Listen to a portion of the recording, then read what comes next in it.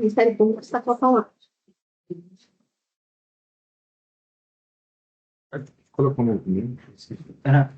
Só tá carregando.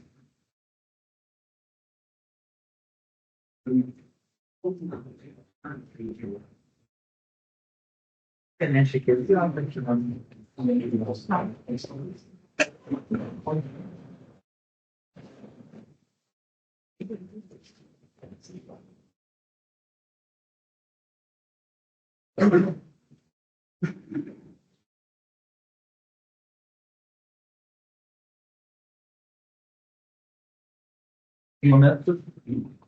momento.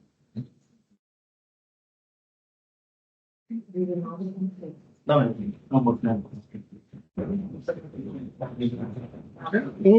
Um minuto e 30. se o senhor dá para ouvir? Dá para ouvir? Dá, Então tá ótimo. pode ser, depois não pode.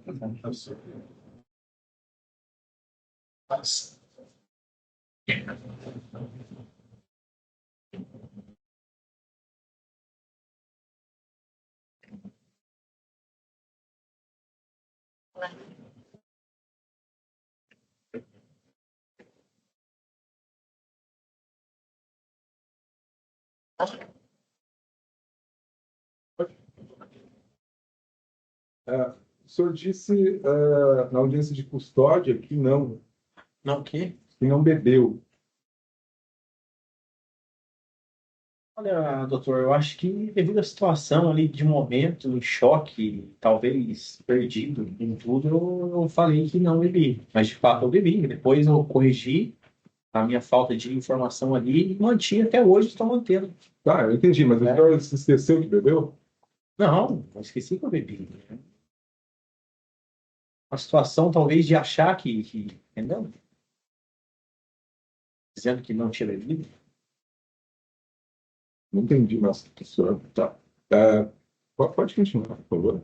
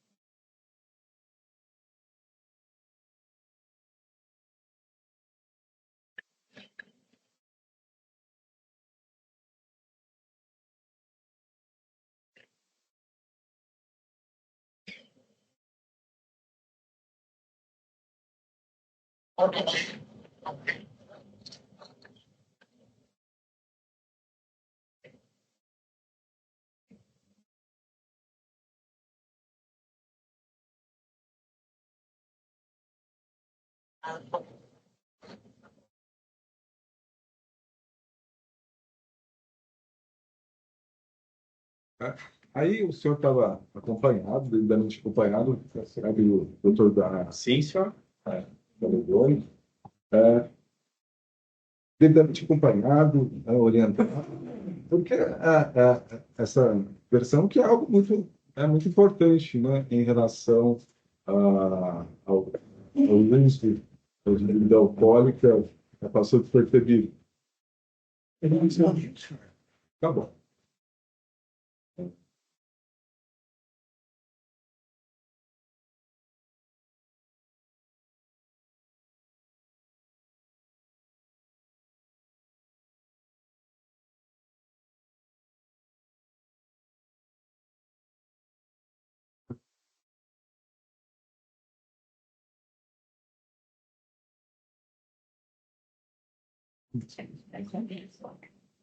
Entendeu? Eu vou dar continuidade aqui, então, Soraya, você muito, muito objetiva mesmo. Tem Ok, doutor. quatro questões só. Tá. O senhor falou, então, que o carro onde estava a vítima, né, passou daquela forma, fez um retorno. Uma manobra brusca. Brusca e... Estilo cavalo de pau. Tá, e voltou. Ele voltou como? Ele voltou de ré ou ele voltou com o bico do carro para frente? Não, doutor, ele puxou o cavalo de pau e voltou de frente. De frente? De frente. Estou perguntando isso para o senhor, porque o primeiro boletim de ocorrência que tem nos autos lá, do momento da abordagem na casa, os policiais colocam no boletim, movimento 1.11, que o senhor teria dito que teve essa situação, mas que o carro teria voltado de ré na direção do senhor. Sabe nos explicar por que essa divergência? Olha, doutora, como a gente tem vídeos e todas as informações, vê nitidamente que o carro não voltou de ré.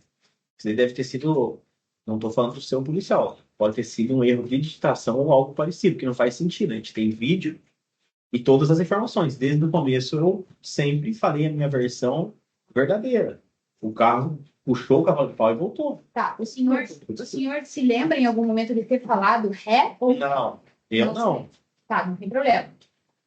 O senhor sabia que no carro da vítima, né, que o senhor Herbert estava dirigindo, o senhor sabia que são pessoas dentro do carro? Não tinha como saber.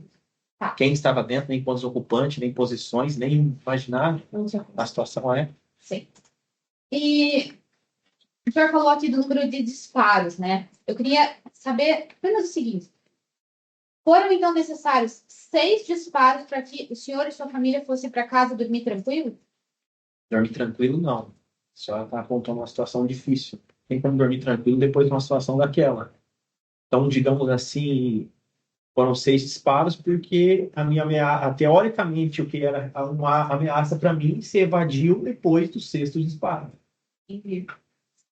Entendi. Então, teoricamente, depois do 6º disparo, evadiu. O senhor não deu mais tiro por quê? Porque a ameaça saiu, por que eu vou atirar mais? Né? Deixei 8 munições. Entendi.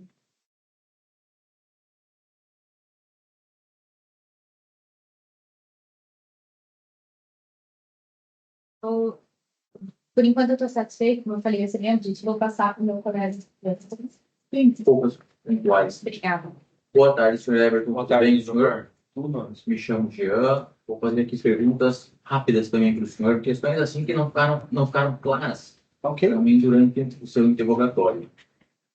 Senhor Everton, o senhor respondeu quando perguntado pelo juízo, foram 6 disparos, correto? Isso mesmo.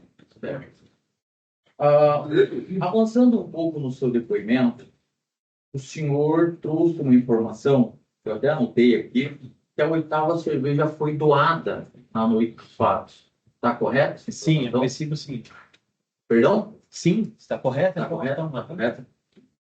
Lá no ano de 2018, tivemos a audiência de instrução e julgamento. O senhor se recorda se o senhor participou de todos os dias dessas audiências? Não me recordo. O senhor lembra de ter assistido o depoimento de outras pessoas, de testemunhas? Não, assistido não. Não assistiu? Não, depoimento dos outros não. Chegou ao conhecimento do senhor, através da sua defesa, que a garçonete que atendeu o senhor e sua família foi ouvida em juízo lá em 2018? Não lembro. Não lembro. Não. Não lembra que ela chegou a falar que serviu o senhor, essa 8ª cerveja para o senhor, para a sua família? Não lembra Não, disso? não lembro.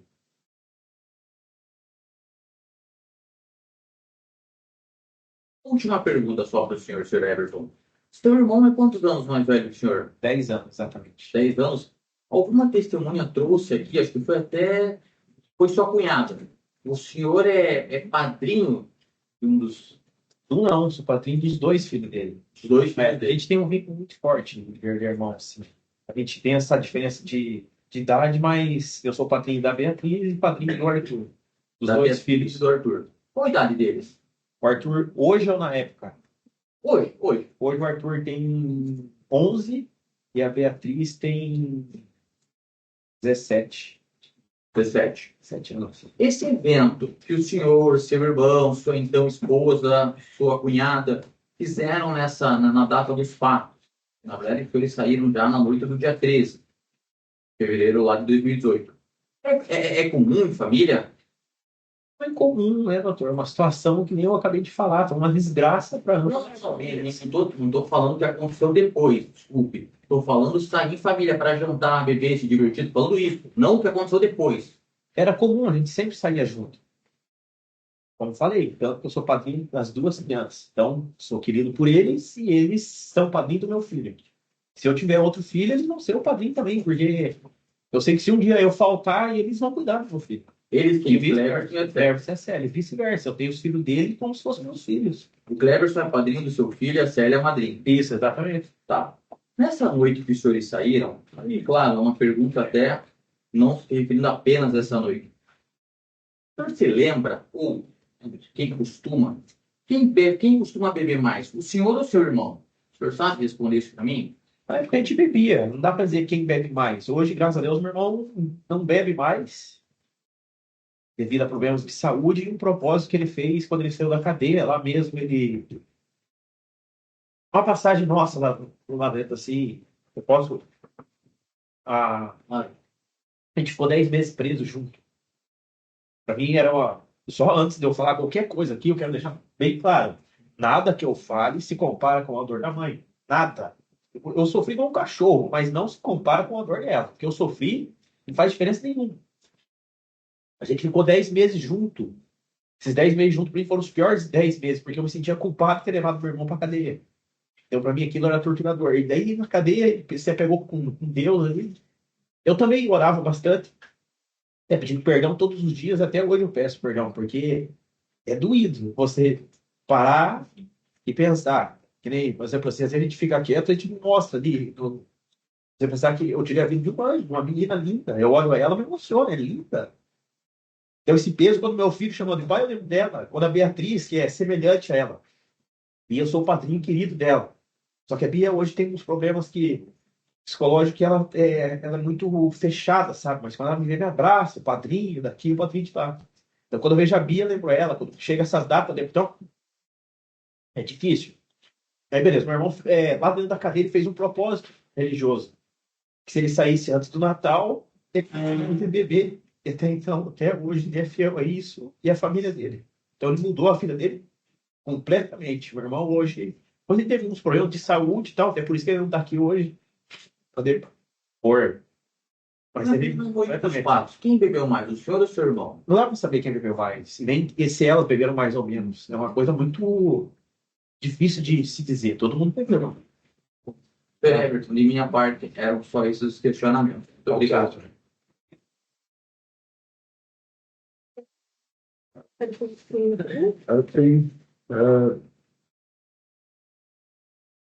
Tem um interrogatório judicial do senhor Everton.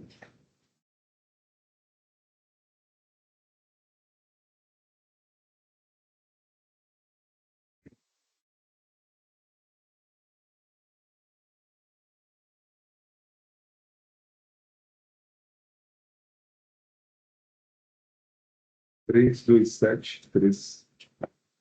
Quando coloca, Isso. pode colocar todo mundo. Como? 3, 2, 6. Três.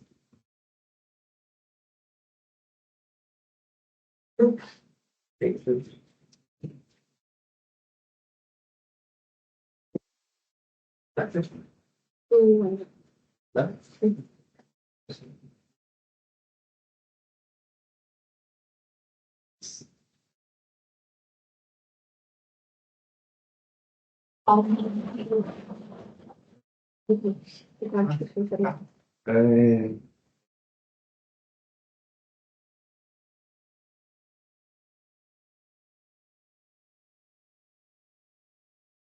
a partir do 4 minutos, tá bom.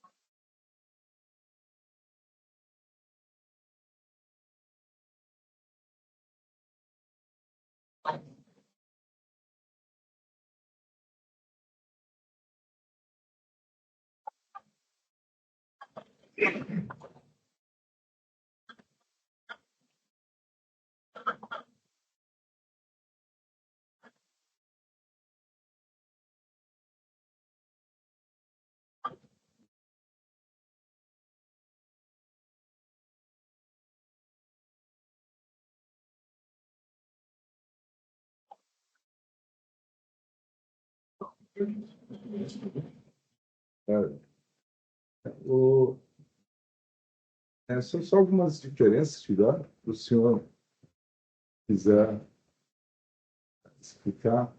O senhor disse aí que teria passado pelo acostamento. Uma forma de falar, doutor, antes que o senhor... Posso falar? Tá. Não, claro, claro. A Qual forma de seria o falar, acostamento? acostamento seria à direita, né? E acostamento está à sua direita. Tá. Então, quando você referir acostamento naquele momento, Uhum, foi à direita. entendeu? Colocar Marx.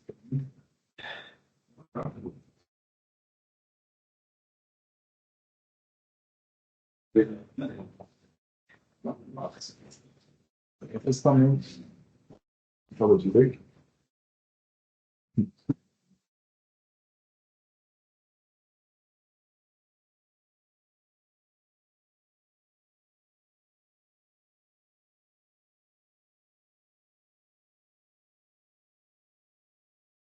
Não. Vai para cá. Deixa eu tirar, senão para fazer.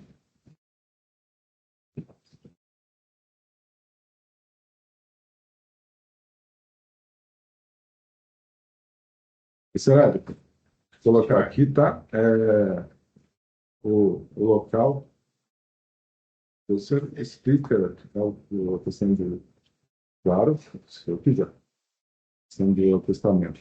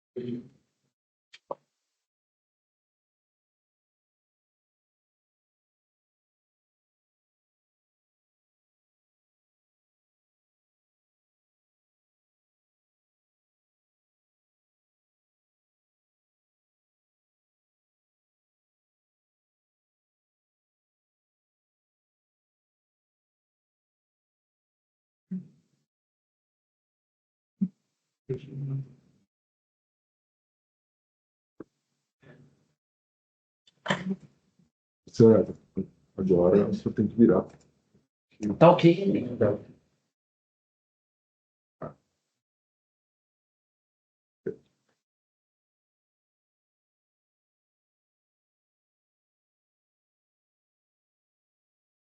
Hoje foi o quarto dia que eu passei por aqui. Eu também conheço bem, passei por Ah, alguns anos, né? é um caminho bem importante aqui em Pontal.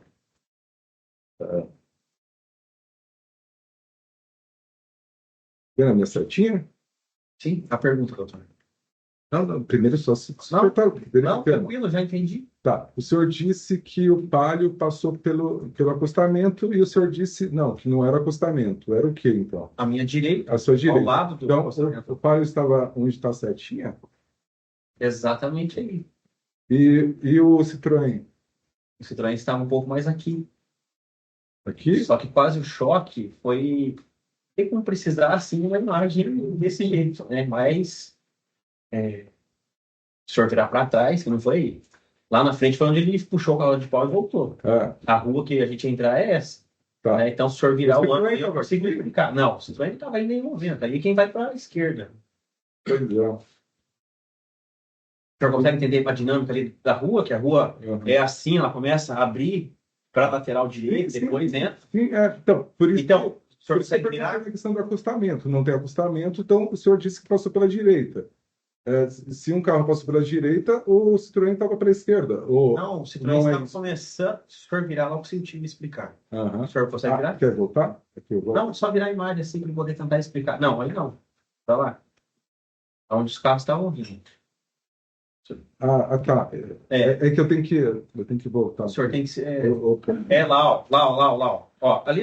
Ah. Deixa assim, doutor. Pra lá, vira pra lá, por favor.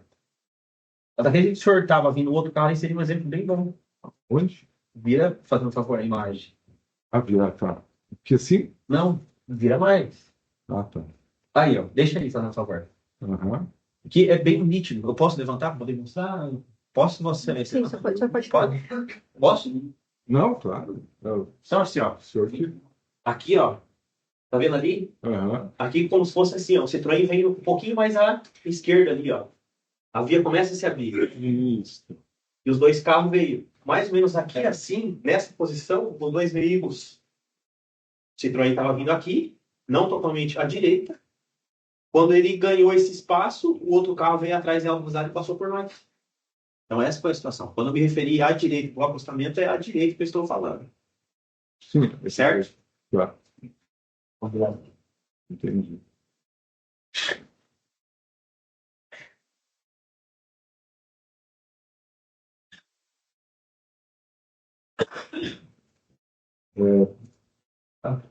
E bem colocado, O carro estava. o seu Herbert fez uma obra. Eu só quero saber, o Citroën estava nessa posição ou não? Ó, não, Onde estava a flechinha aqui?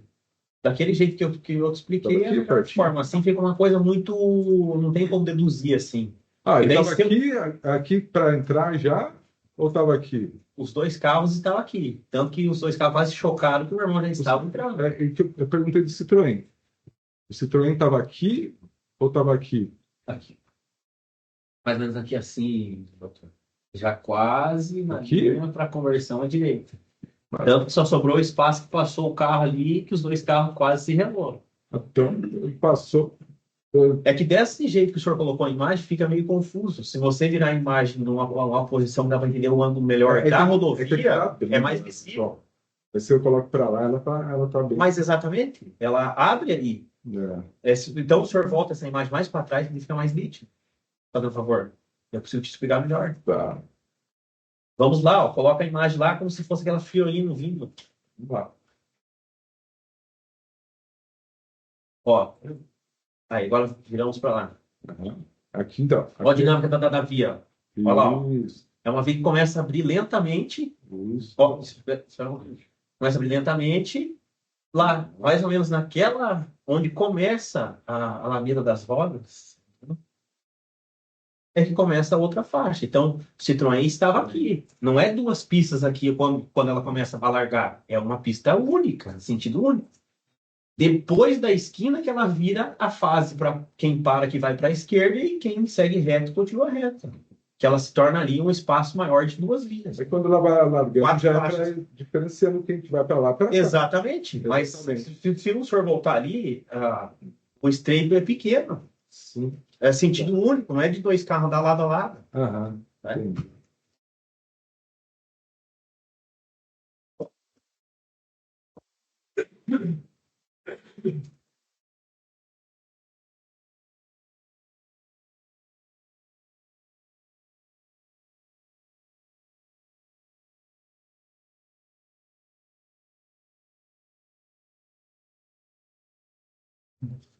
Última pergunta, tá? Sim, senhor. Foi falado muito em fatalidade. O senhor quer dizer o que o senhor entende por fatalidade? Fatalidade, meu entender, posso até ser Não. burro em responder assim, mas É isso. uma tragédia, uma desgraça que acontece sem ser planejado. Isso para mim é uma fatalidade. É algo que desgraçou duas famílias. Desgraçou só uma e só a outra. Lógico que uma de proporção maior, que eu torno a dizer que não se compara com a dor da mãe. Nada que eu fale se compara com a dor dela. Não consigo nem imaginar a dor dela, entendeu? Que nem eu falei, se eu sofro diariamente, imagine ela que é mãe. Então, isso para mim é uma fatalidade. Fatalidade. Tá, dentro disso, é uma fatalidade. Tem 6 anos esse processo corre. Foi dito pela mãe aqui que nunca teve um contato do senhor. Sim, doutor, faço questão de responder isso a Sim. todos. No segundo dia que aconteceu essa fatalidade, eu já pedi perdão. Foi a primeira coisa que tocou no meu coração. No decorrer do processo, eu estava preso por 4 anos. E eu não posso ter contato nenhum com eles. A doutora Thaís pode me confirmar isso. Se é fato, não é. Eu não posso ter contato com eles porque é proibido. Você pediu perdão aonde? Eu não entendi. Eu pedi na mídia. Na mídia. Na mídia.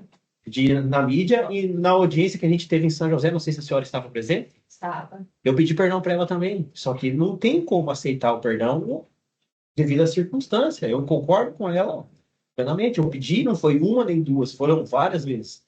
E hoje eu estou aqui, não sei se ela está aqui. Eu quero pedir perdão para essa mãe dentro do olho dela. Entendeu? Isso. Por mais que não seja aceito, eu quero pedir o perdão. Perdão, me perdoe. Posso falar? Pode? O senhor, em algum momento,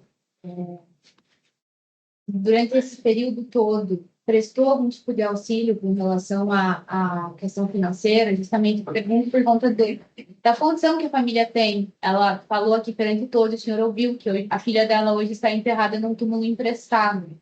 Eu não prestei devido a essa situação e até hoje, até ali, não chegou nenhum pedido, nem nada formal. E eu não posso ter contato com eles. 6 anos, eu fiquei 4 anos preso e faz 2 anos que eu estou na rua. Entendi. Estou satisfeita, excelência. Só um esclarecimento em relação a essa questão do perdão. Quando a mãe, eu entendo, né, o que a senhora falou em relação ao contato com a testemunha, né? Ela estava lá no processo desde o início, né? Então eu entendo o que a senhora está falando. Mas ela veio aqui e ela olhou no olho do senhor, o senhor não falou, o senhor não teve coragem? Eu abaixei na cabeça e chorei. Não tive, travei. Mas eu estou hoje e quero pedir perdão para ela. Assim como todos os dias. Eu não sabia nem se eu podia falar com ela ontem. Eu fiquei sem reação. Não foi ontem, foi durante o julgamento agora. No dia do júri do julgamento, na frente dos jurados, o senhor prefere pedir perdão na frente dos jurados? É uma pergunta assim. E nem respondeu o senhor. Acho que é até uma Tudo pergunta. bem, é seu direito. Tá ótimo, obrigado. Doutores, a defesa tem a palavra.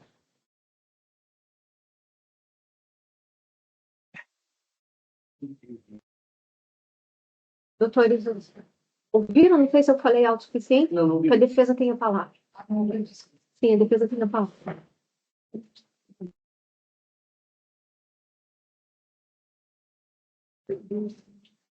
Everton, que idade você tem hoje? Pode, responda para quem vai te julgar. Tá? Que idade você tem hoje? 33 anos, doutor. A época dos fatos tinha que idade? 26. 26 anos. Com 26 anos, o senhor tinha... Qual era a sua situação? Com 26 anos, quando o senhor... Contar um pouco da minha história, doutor. Assim, comecei desde muito novo trabalhando, dos 14 anos de idade. Foi meu primeiro emprego, 14 para 15, numa empresa de marmoraria. Comecei a trabalhar junto, por coincidência, com o meu irmão. Ele que me levou para trabalhar. 14 anos de idade, eu virei homem muito cedo, assim, teoricamente, com, responsabilidade. Eu não queria terminar o estudo ali, sei que foi até prudente dali. Mas uma família humilde, precisava trabalhar, precisava de dinheiro, comecei a trabalhar com ele. Onde eu trabalhei 5 anos nessa empresa, junto com ele, instalando os granitos. E depois disso, meu irmão acabou saindo, porque não dava mais certo, logo que ele saiu, eu também saí. Aí eu peguei o acertinho da empresa, isso aqui, contar de uma maneira bem resumida, assim, né? Aí, beleza, eu fiquei um tempo parado, e só que nesse período que eu estava trabalhando, eu casei novo também, casei acho que com 17 anos de idade, 16, 17, então foi tudo muito rápido na minha vida. Comecei a trabalhar, já vi isso aqui, apaixonei e casei. Casei e fiquei por um tempo sem filhos. Daí logo depois veio. Aí eu saí dessa empresa e fiquei autônomo. Fazia um bico ali, outro ali de descarga de caminhão, outra coisa ali e tal. E fui pegando um conhecimento. Só que quando eu estava trabalhando, eu consegui comprar um terreno e pagar um parcelado. nesse período. Aí depois que eu saí dessa empresa, eu fiquei um pouco autônomo ali, fazendo bico, tal, de diarista, sobrevivi, beleza. Aí daqui um pouco, a Andressa, na época, engravidou. Quando engravidou, meu pequeno, eu falei, putz, agora desempregado, sozinho assim, o que eu vou inventar? Aí fui, corre ali, corre lá, vendi um pouco daquele terreno, fui e dei entrada num caminhão que prestava serviço para a prefeitura de Catagalho, catava lixos, galho, lixos na parte da cidade ali, nos setores. 2 turnos. Aí eu tinha um sócio. Aí eu comprei a metade e daí ele falou, cara, mas você tem carteira e tal? Eu falei, não, não tem, mas eu tô tirando, já vou tirar. Aí fui conseguir comprar a metade dele no caminhão. Comecei a trabalhar. Desde então, na parte noturna, catando literalmente quase lixo ali da cidade de Curitiba. Catava galho, tudo, essa coisa assim. Então, trabalhei por um tempo assim até o Juninho nascer. O Juninho nasceu, daí quando veio ele, eu estava trabalhando de noite, um serviço difícil, você trabalhava de noite, trocava o dia pela noite, e daí durante o dia você não dormia, é difícil. Até eu passei por uma depressão nessa fase. Aí foi, daí acabou esse contrato. Outra vez perdido. Falei, nossa, agora lascou, sobrou só o caminhão. Isso eu já estava com 21, 22, por aí. Aí foi. Aí eu conheci um tal de um senhor que tinha uma empresa prestadora de serviço para a prefeitura. Uma empresa grande, chamada Robson Lima. Até brincava que ele era meu segundo pai. Na época ele me auxiliava muito em ideia, conselho, e foi uma pessoa que me motivou muito para crescer na vida. Aí ele me deu a oportunidade de começar com ele. Aí a empresa dele ganhou esse serviço de Catagalho. Só que no lugar de eu ir trabalhar de motorista, ele me deu uma oportunidade para me ajudar a gerenciar. Ele ia me ajudando com ideias, isso, aquilo. Aquele cara me ajudou na vida assim, de uma forma que eu estava bem lascado e comecei a dar uma melhoradinha. Porque daí eu comecei a trabalhar para ele e o meu caminhão também. Começou a melhorar um pouco. Só que como a alegria às vezes dura pouco, durou só 6 meses com isso. Lá de novo, falei, meu Deus do céu. 6 meses. Durou 6 meses, daí ele chamou eu para mim trabalhar de terceiro para ele como prestador de serviço de uma empreiteira. Então, eu era empreiteiro da empreiteira. Isso eu comecei a construir, comecei a ir devagar, tinha uma família, tinha a esposa. Só nessa fase, desde quando eu casei com ela, difícil, difícil, difícil, tanto que chegou uma fase que teve períodos que a gente tinha vontade de comer um lanche e não tinha dinheiro. Então, passou, fase da vida, né? Que colocou uma maneira de vida. Então, a gente viveu por casados juntos há quase 10 anos, até acontecer o fato. Mas eu vou chegar lá. Então, a gente viveu junto, a família, daquele jeito, tentando construir, sempre tentando empreender, tentando se virar na vida, desde novo. Tanto que se pegar minha carteira de trabalho, o único emprego que eu tive foi esse, dos 14 até os 19. 5 anos numa empresa e tinha 2 faltas só nesse período. Aí, comecei como o seu Robson, uma equipe, trabalhava junto com essa equipe, roçando, cortando grama junto no começo. Foi indo, no decorrer do tempo eu comecei a expandir dentro da empresa dele, até chegar ao ponto que eu tinha, com 26 anos, 50 funcionários com ele, trabalhando. Cheguei a adquirir uma estrutura boa. Eu estava exatamente nessa fase da minha vida, quando aconteceu essa tragédia. Quando aconteceu, começou tudo a desmoronar. Aí, tipo, veio a prisão, aí eu precisava de recursos para poder pagar o advogado. Aí começou, vende casa na praia, vende carro, vende um caminhão, indenização, trabalhista, isso e aquilo, resumindo. Então, às vezes eu me pergunto por que daquilo, daí pergunta, você teve intenção de matar, agora tem intenção de matar e desgraçar a vida de alguém e desgraçar a minha junto. Então, uma situação bem difícil e que nem eu falei, eu passei 4 anos da minha vida, 3, né, no regime fechado, refletindo e analisando e pensando o porquê disso, como que, entendeu? Tudo parece que foi uma montoeirinha de coisas que gerou uma situação infernal na vida toda. Minha vida desestruturou total. Tinha uma família, tinha um emprego, tinha funcionários, tinha carro. Do dia para a noite, tua vida um pouco pensa. E torna isso aqui. Meu sofrimento não vale nada perante o sofrimento da mãe. Minha vida virou de ponta cabeça. Hoje não tenho mais casa, não tenho carro, não tenho nada. Tudo em função de algo que aconteceu. Então, Isso culminou na tua separação da Andressa também? combinou, doutor, porque daí assim, ó, ela conseguiu me visitar. Porque é a vida do cão, tal da visita, você chegar dentro do sistema, a tua família te vê, meu falecido pai me vê, minha mãe me vê de vez em quando. Eu preferi evitar que eles fossem, porque quando eles são o senhor, sofri demais, né, meu filho, naquela situação. Aí a Andressa foi por um período de quase 2 anos, não chegou a 2 anos.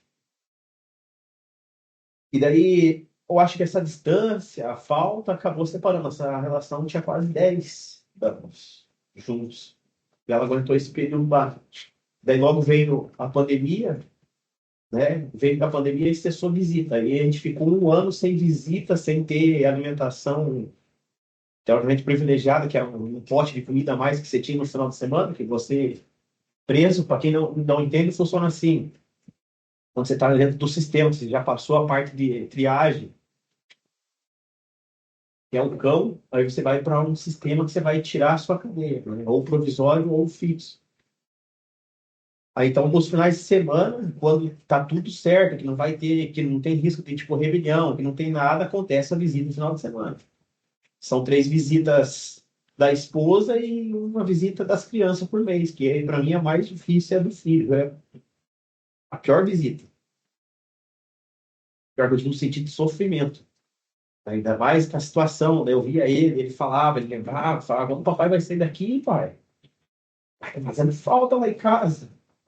Então, isso se repetiu por 2 anos, né? Que daí depois ele não ia mais me ver. Ninguém ia mais me ver. Eu fiquei 1 ano sem ver ninguém. Então, quando eles iam, eles levavam uma comida diferente para você comer, que você tem direito de levar. Quando não azeda no meio do caminho e tudo, mas enfim. Anda um pouco dentro do sistema.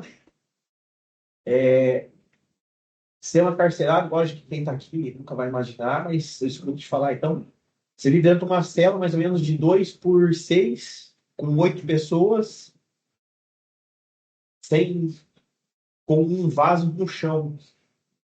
Que ali você tem que fazer necessidade, quando teu amigo vai, você meio disfarce, finge que você não está vendo ali, o cheiro, as situações, é tudo ali para um. Então, a vida dentro de um sistema encarcerado é isso, é vida pior do que um cachorro, digo. Assim, então, para mim, todo esse tempo que eu passei, assim, foi um aprendizado assim, de vida, né? De lição, de tudo, né? Sem contar procedimento, você pelado de croque debaixo de chuva, garoa lá, oprimido no canto, que você não pode nem olhar para trás, spray de pimenta e coisa arada. Então, enfim, é difícil.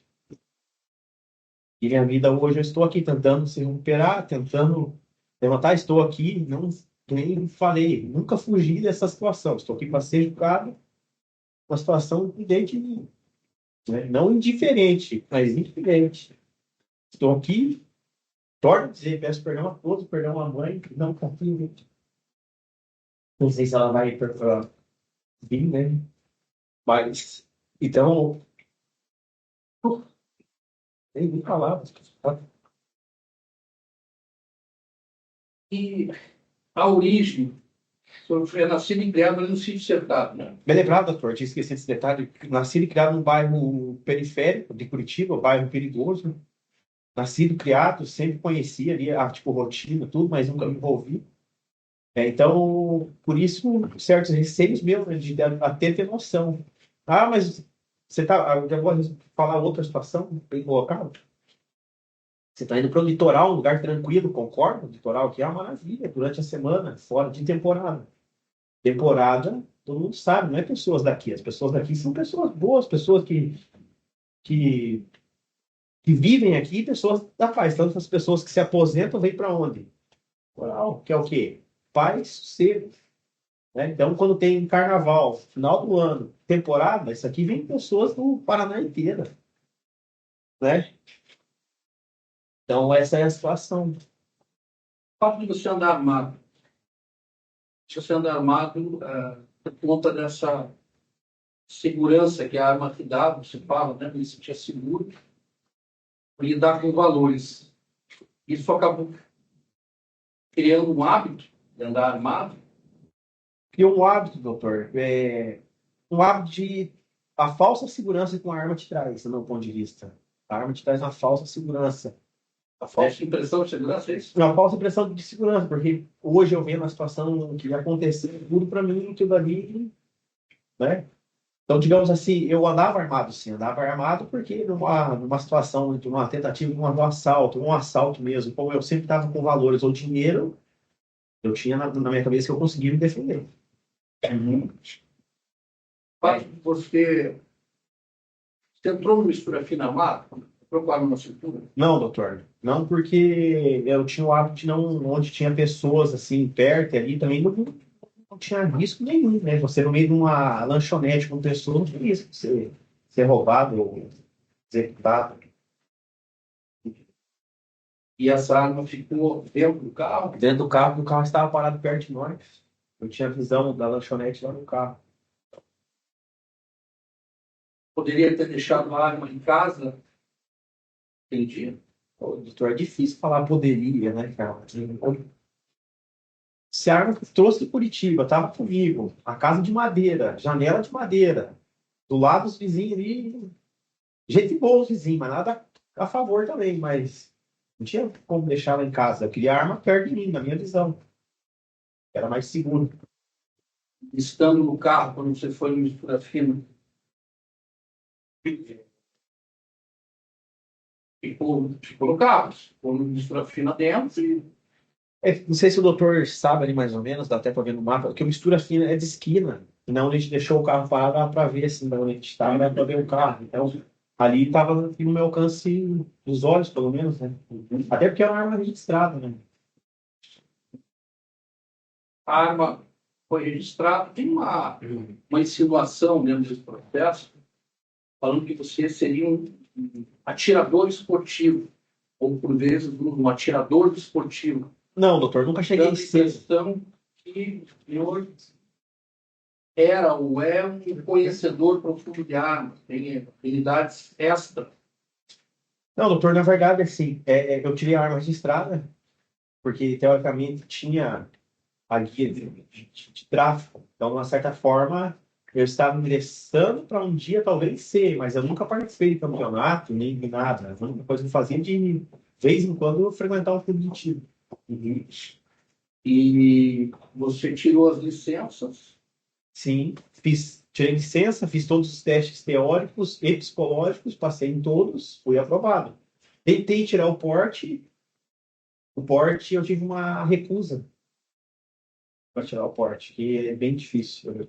Mas para quem é autoridade, advogados, acho que outras situações. Entendi. Que carro você tinha na época? Tinha um Honda Civic. Você tinha uma vida classe média, intermediada. Quanto você ganhava na época? Agora dá para dizer classe média, assim, mas eu ganhava entre 10, 15 mil por mês, limpo de tudo, né? Até, depende do mês, um pouco mais. Mas isso não a minha vida inteira, foi só um período que eu comecei a crescer na vida e levei o chicote. Ali na casa, você tinha essa casa, uma casa de descanso da família, correto? Por causa da família. No mínimo, seus irmãos que usavam a casa, eram todos, eram alguns. Quem vinha mais era o pai e a mãe. Eu, o Kleber, o Leandro, todos. A Leane. Daí intercalava, né? Final de semana sim, final de semana não. Daí quando um vinha, o outro vinha. Ou às vezes todo mundo junto. E assim, durante longo período. O período que a gente estava bastante ali quando estava construindo a casa, que nós vimos que fazia no final de semana. Tem nos autos ali, na verdade, são 3 momentos que você fala, né? Pelo interrogatório judicial, esse é o 4º momento que você está falando hoje no plenário, certo? Pelo julgamento, efetivamente. Naquela fase preliminar, em um juízo, começar de trás para frente, você afirma, a doutora juíza, que remeteu a Júlio para ser julgado pelos seus pares, né? Ele pegou essa arma debaixo do tapete do carro.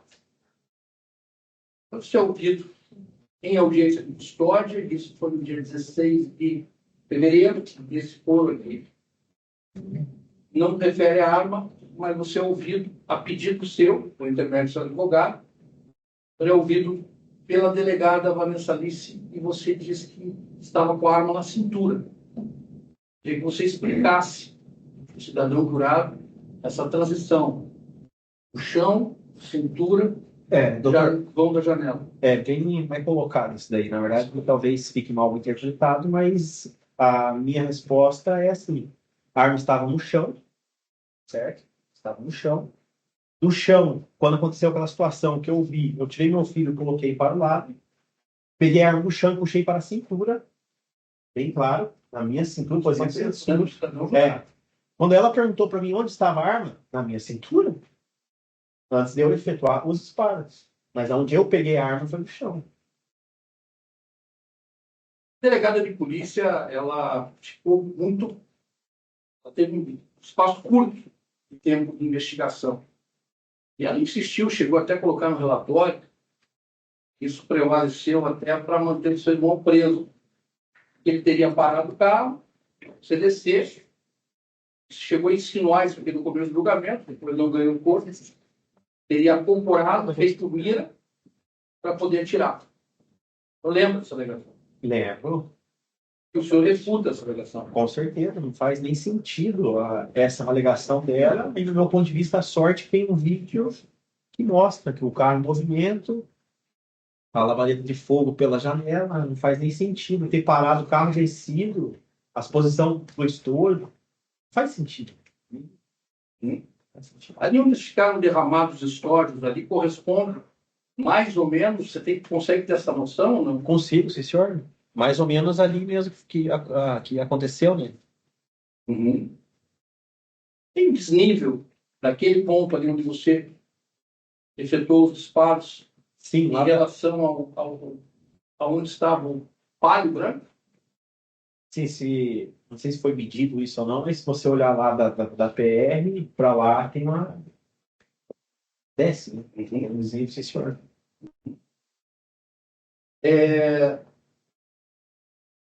Quando até uma dúvida de um jurado, pelo menos me pareceu essa, você saiu de mistura fina, ocorreu esse desentendimento ali de trânsito, que não tem outro nome, teve um desentendimento de trânsito ali, teve um desencontro? Teve um desentendimento de trânsito. Até se não tivesse, ele não tinha voltado. Uhum. Foi um desentendimento de trânsito, não foi algo que aconteceu por acaso. Esse desentendimento de trânsito, que hoje o senhor entende como desentendimento de trânsito, foi essa passagem, essa derrapagem, ou esse rodopio, ou esse... O desentendimento foi no quase choque. Uhum.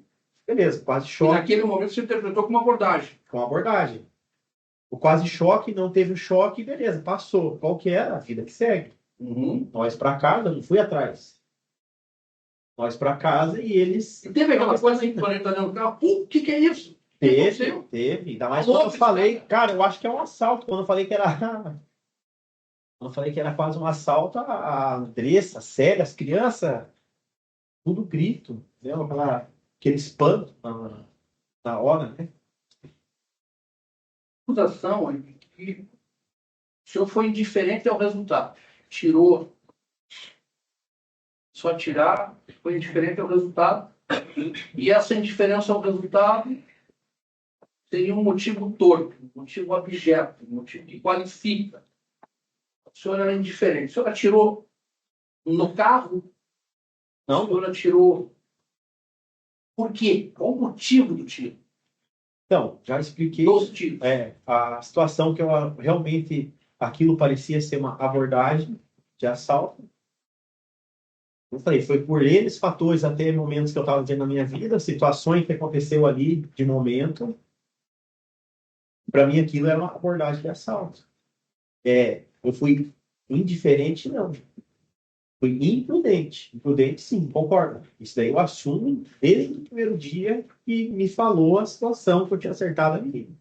Eu fui imprudente. Indiferente, não. Porque eu não tinha nem como visar o carro, não tinha nem como mirar no carro para poder acertar. Eu quero que me dê uma explicação como que eu mirei, então. Se eu estava dentro do carro, mirei e acertei, né? Eu não atiraria no carro pelo mero desentendimento por quase ter batido. Não faz nem sentido. Aí eu estaria sendo maluco. Dali, o senhor foi diretamente para casa, correto? Correto? Entra em casa, guarda o carro, guarda a arma, quarto e permanece até aproximadamente 9 horas da manhã. Arredondando as contas das 2 da manhã, às 9 da manhã, quando a polícia chega na sua residência, correto? Correto? Então não saiu desde então de casa. Não, fiquei ali esperando amanhecer para mim retornar para minha casa. Mas nada com pressa, nada, porque até então tinha tempo de chegar após o almoço. Né? O promotor pergunta para a Andressa, mas o portão estava aberto, então vocês não estavam com medo. A advogada da assistência da acusação também tenta retirar o medo, colocando, mas vocês não ficaram trancados, não ficaram com medo em casa, etc. Eu lhe indago o seguinte: a situação tinha passado. A sua imaginação, aquela situação de abordagem que o senhor sofreria algum tipo de injusto, ela tinha acabado, os tiros que o senhor deu para cima, correto? Correto? Eu já estava numa outra forma de pensar, que era deslocar daqui para Curitiba.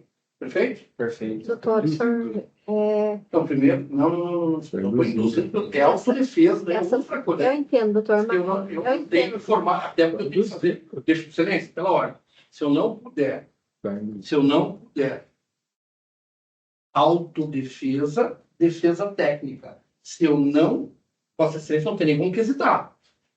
Excelência, doutor, esse é o procedimento jurídico. eu entendo, doutor, mas faça a pergunta para quem Eu estou fazendo pergunta, estou colocando uma o sequência. doutor tá falando antes e confirmando. Então, doutor, a pergunta para o réu responder, né? É que o doutor está falando assim, isso aconteceu, o senhor fez isso por esse motivo, certo? Pergunta para ele. Eu encerrei o estágio, estou indo é para Vossa Excelência poder quesitar. Eu compreendo, doutor, mas dessa forma de pergunta, eu vou pedir para que o senhor faça a pergunta de forma direta, tá? E sempre está aprendendo. Uma maneira que Vossa Excelência faz, não é a maneira como eu tenho assistido, mas eu acabo. Problema. Estou vendo tanta coisa diferente no centro de julgamento aqui. Então, Everton, você chega em casa e começa a proceder seu retorno para Curitiba?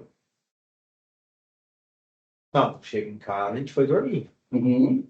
Dormimos, Amanhece, toma café, normal. Começa a arrumar as coisas para mim ir embora. E nisso a gente estava limpando a casa, a gente tinha o hábito de limpar a casa antes de subir para Curitiba. Uhum. Aí, nisso, o Leandro abriu o portão e saiu para fora jogar o lixo. Se você vê, tem na foto da casa, acho que tem até hoje essa lixeira. Abriu o portão e está aqui na frente a lixeira. Olhando assim, o portão abre a minha direita. O Leandro saiu para colocar o lixo. No que o Leandro saiu, os policiais pegaram a deixa e entraram com esse portão em meia fresta. Uhum. Então, o Leandro ficou para fora que eles entraram. O senhor daí recebe voto de prisão? Primeiro eles entram, começam a perguntar isso aqui. Não, recebe voto de prisão. Sim. O primeiro momento que o senhor fala é com a imprensa. Então, recorda? Recordo. Sempre vem essa alegação de que o senhor não teria pedido perdão, o senhor não teria se dirigido. O senhor vai à imprensa e fala de imediato. Pergunto, naquele momento o senhor tinha filmagens, o senhor tinha acesso, ou os seus advogados tinham acesso a depoimentos, naquele primeiro momento que o senhor fala, Não. fala com a imprensa. Eu acho que foi menos de 24 horas, né? Pelo menos de 24 horas não tinha vídeo, não tinha câmera, não tinha nada acontecendo ainda. Pois é, os depoimentos que foram prestados, o senhor já tinha conhecimento desses depoimentos? Não, nenhum. Não tinha conhecimento de nada, porque ele não fazia nem 24 horas. Por que é que o senhor nunca mudou a sua versão? E a minha versão, de fato, é a verdadeira que aconteceu. Não tem por que mudar o que é verdade. Se você me perguntar 10 vezes aqui, eu vou te falar a mesma. São diferentes. Passou 6 anos, qualquer detalhe eu lembro, porque não teve mudança. Mas se você matou, se você foi indiferente ao resultado, você matou um anjo, e que você não fugiu para Curitiba? Ou para qualquer outro lugar? Doutor, eu não sabia. Nem sabia que tinha acertado alguém. Lógico que eu teria fugido. Talvez nem aqui estaria hoje. Por que é que o senhor não pegou as cápsulas ali? Excelência, pela ordem, desculpa. Doutor, Excelência da História já me advertiu uma vez, e eu volto a dizer, Excelência, eu estou aqui há 2 horas, basicamente, vendo outro promotor fazendo caras e bocas ao Conselho de Sentença por 2 horas. Vai encarne de novo. Vai começar? Doutor, por favor, não fique Calma, no conselho de Eu não sentença. dirigi, eu Dirigiu sim. Dirigiu. É bom parar. Vamos parar. Prossiga, Vamos por parar. favor. não dirigi. É bom parar. Então, Eu não dirigi. Doutor, por favor, prossiga. Doutor, Doutor Dalidônio, Aham, doutor, prossiga, por gentileza. sim.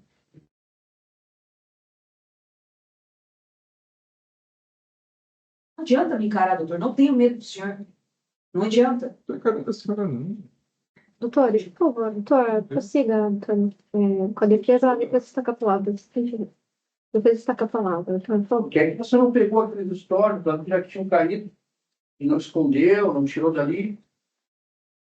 Doutor, que não, digamos assim, foi só disparos, né? Não tinha vítima, não tinha acertado, não tinha acontecido nada. Então foram disparos para o alto. Não tinha por que eu voltar lá e catar as cápsulas.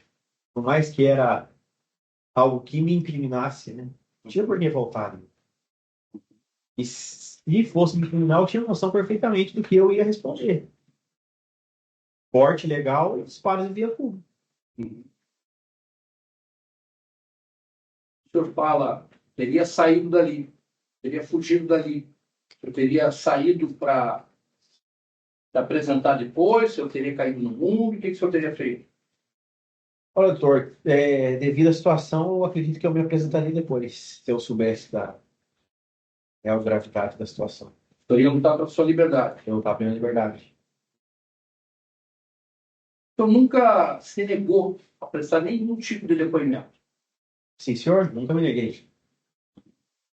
O senhor constituiu defesa, a mesma defesa, durante esses 6 anos. 6 anos e estou aqui, nunca fugi da minha imprudência. Né? O senhor falou à imprensa, no Brasil inteiro. Lembra disso? 2 vezes. Lembro, doutor, lembro que eu falei isso, não lembro se foi isso no Brasil, mas acho que devo ter falado. Tem 2 circunstâncias que são muito cobradas, inclusive, pela imprensa, de uma maneira geral. Na verdade, são 2 adiamentos de julgamento, fustigados pela assistência de acusação e reverberados pela imprensa do Brasil afora, e que o senhor teria dado causa aos adiamentos dos julgamentos aqui. Você tem conhecimento por que esses julgamentos foram adiados? Doutor, o primeiro, salvo engano, foi por conta que não tinha, acho que uma filmagem junto ao processo. Uhum. E o segundo, porque os jurados já estavam com uma opinião formada em condenar sem nem escutar o contexto da história. O senhor deu causa a esses 2 adiamentos? Eu acredito que não, porque a responsabilidade da filmagem era da polícia e a segunda dos jurados, no meu ponto de vista, né? Por isso, se eu estiver errado.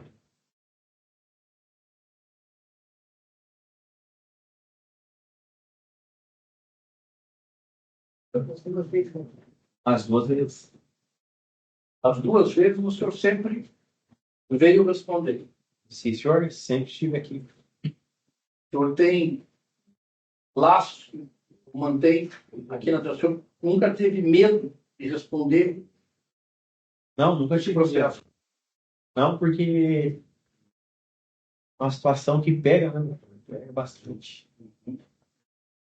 Aquela animação gráfica computadorizada, Queria passar ele novamente. Vai passar lá? Eu gostaria.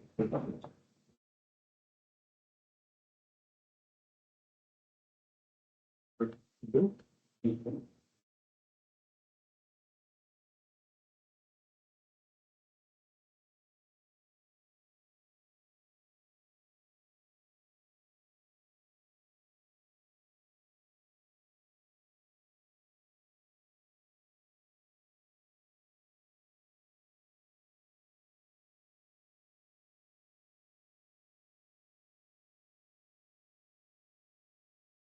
A gente foi em excesso de pessoas, deixamos o carro, no Parque Nacional, o meu carro. O fato de vocês terem deixado um carro em casa e terem praticamente os dois núcleos familiares terem ingressado no Citroën que Sara Picasso, por um acaso, para deixar um carro para aparentar que tinha alguém em casa?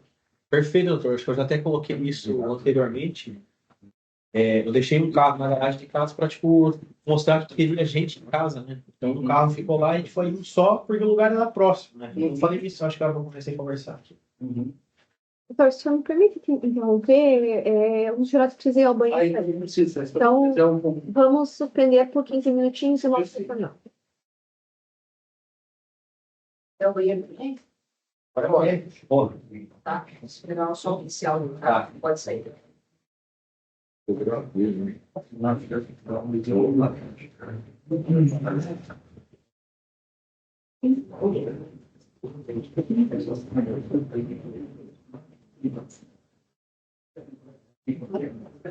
Pode acompanhar. Aguarde um minutinho, doutora. Já chamou o oficial para. Ali, ó.